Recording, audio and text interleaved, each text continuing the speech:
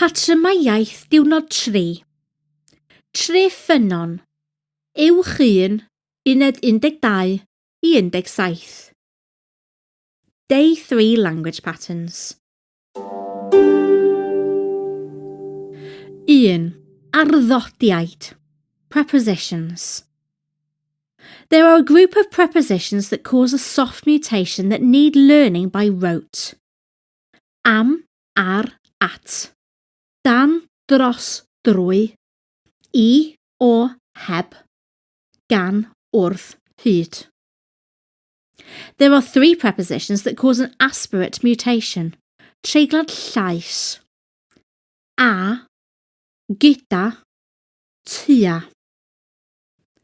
And some prepositions that don't cause a mutation.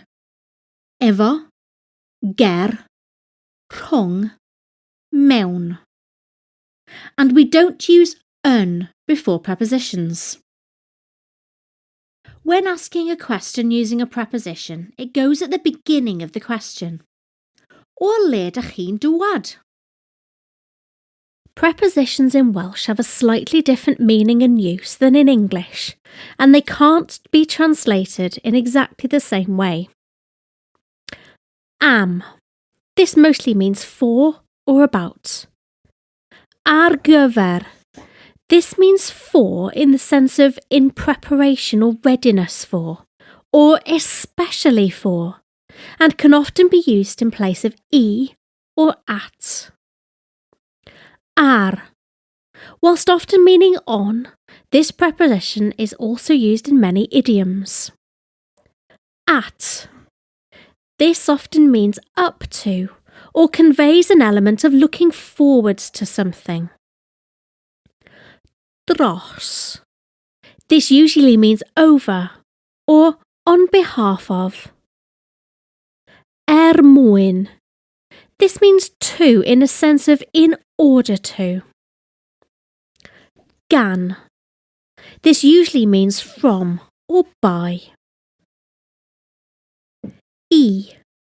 This commonly means to or for, and often also means into. Or.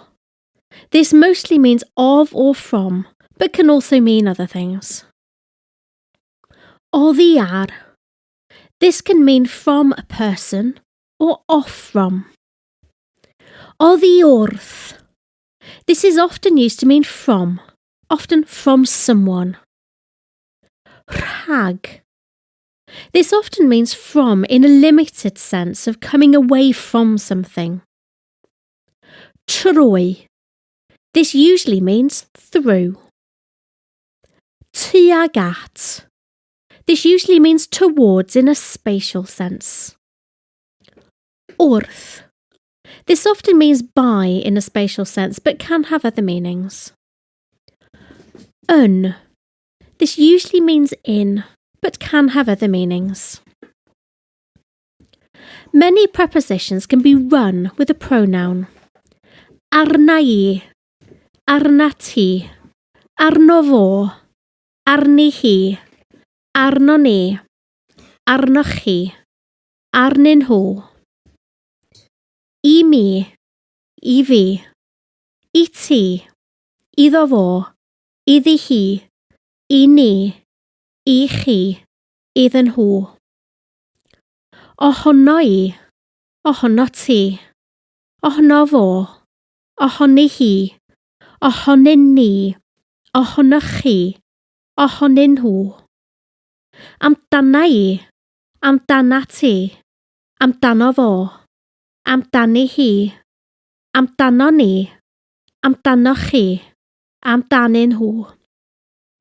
Ata I, ata ti, ato fo, ati hi, ato ni, atoch chi, atyn nhw. There are many books written about which preposition follows which verb. Here is a list of some of the most useful pairings to learn.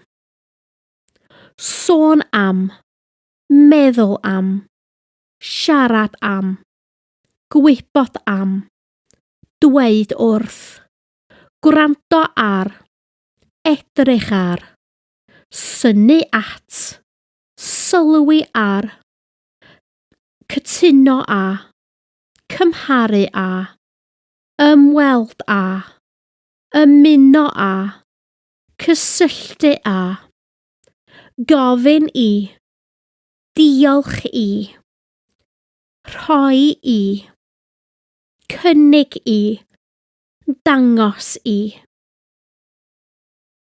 There are some verbs that can take different prepositions depending on what you are trying to convey.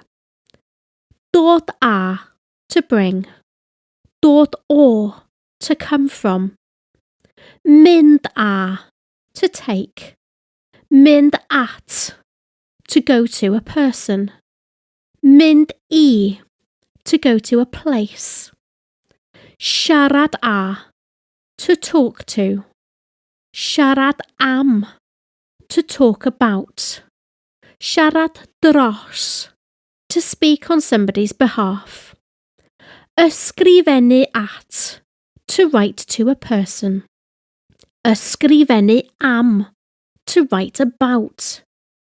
Dweud wrth, to tell someone. Dweud am, to say something about. Edrych ar, to look at. Edrych am, to look for someone or something. Gwrando ar, to listen to. Gwrando am, to listen for someone or something. There are also some prepositions that are used in common important idioms.